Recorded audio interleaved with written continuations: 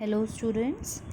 Yes, class 7। कल हम लोगों ने विंड्स के बारे में पढ़ा था कि विंड्स कैसे जनरेट होती हैं, और उसके साथ साथ हमने कुछ रीजन्स के बारे में पढ़ा था कि एक हमने पढ़ा था दैट इक्वेटर वाली जो एरियाज़ इक्वेटर के पास होते हैं वो क्या होते हैं, बहुत ज़्यादा गर्म होते हैं। क्योंकि क्या होता है, जैसे ही इक्वेटर जो होती है जैसे ही सन के कांटेक्ट में आती है तो वो क्या करती है, अर्थ के उस पार्ट को गर्म कर देती है।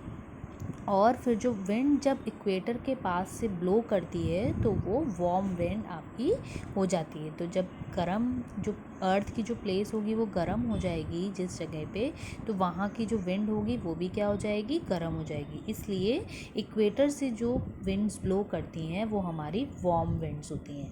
और जो वेस्टर्न यूरोप है आपका, वहाँ पर ये इस एरिया के अंदर आता है जिसको हम बोलते हैं westerlies. This makes the area warmer than it would have been otherwise. और इस एरिया को इस टाइम पे ये एरिया बहुत ज़्यादा गर्म हो जाता है और एरिया से अगर कंपेयर करें तो। अब पोलर रीजन्स में क्या होता है, ये तो इक्वेटर की बात हुई। पोलर रीजन्स कौन से होते हैं, जहाँ बहुत ज़्यादा ठंडा होता है, जहाँ सिर्फ बर्फ़ जमती है।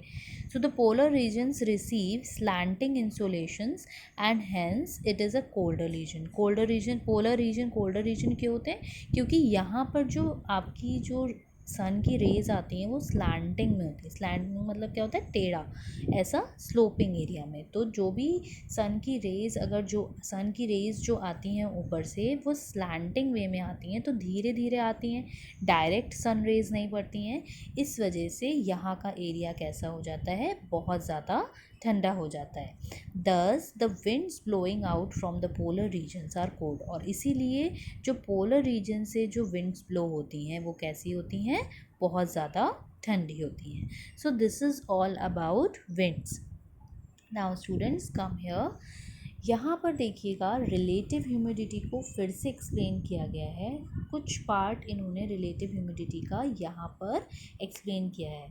हमने इससे पहले भी पढ़ा था relative humidity, here you have in your book.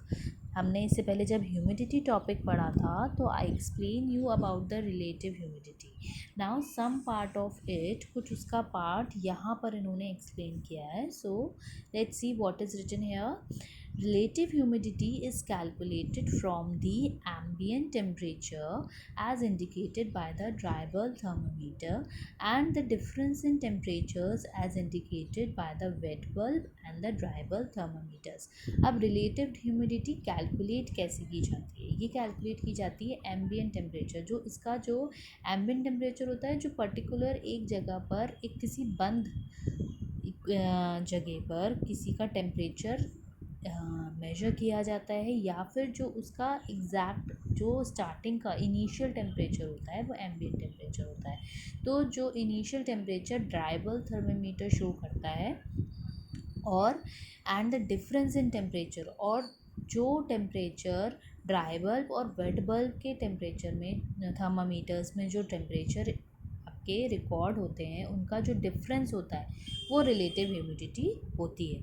तो see how it can happen. The higher the difference between the dry bulb and wet bulb the lower is the relative humidity.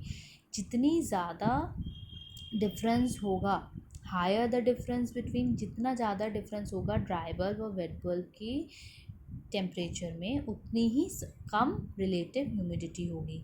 If there is a slight difference between the dry bulb and wet bulb temperatures, अगर बहुत थोड़ा सा ही difference होगा तो relative humidity आपकी ज़्यादा हो जाएगी। The higher is the relative humidity when the air is completely saturated. और जब एयर एकदम एक सैचुरेटेड मतलब पूरी कंप्लीट, या आप कह सकते हैं एक कंडीशन में हो, तो क्या होता है, द टू थर्मामीटर्स कॉन्साइड। तब क्या होता है, दोनों की जो रीडिंग्स होती हैं टेम्परेचर्स की वो आपस में कॉन्साइड करती हैं, एक जैसी उनकी रीडिंग हो जाती है। इससे क्या होता है, it means the greater the difference the dryer the air. और अगर कॉन्साइड करेंगी तो क्या होगा, इनके बीच का जो डिफरेंस होगा वो बहुत ज़्यादा होगा, तो उससे क्या होगी, जो एयर होगी वो बहुत ज़्यादा ड्राई हो जाएगी।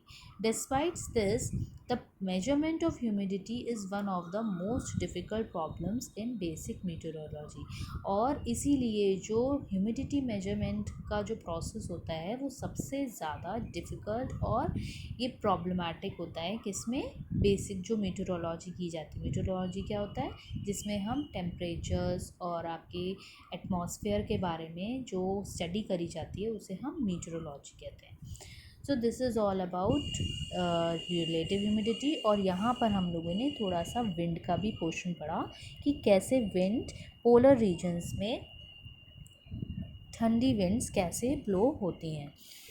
Now for tomorrow we will start with clouds cover. This is our last topic, so read this topic carefully, that we will do tomorrow. Thank you.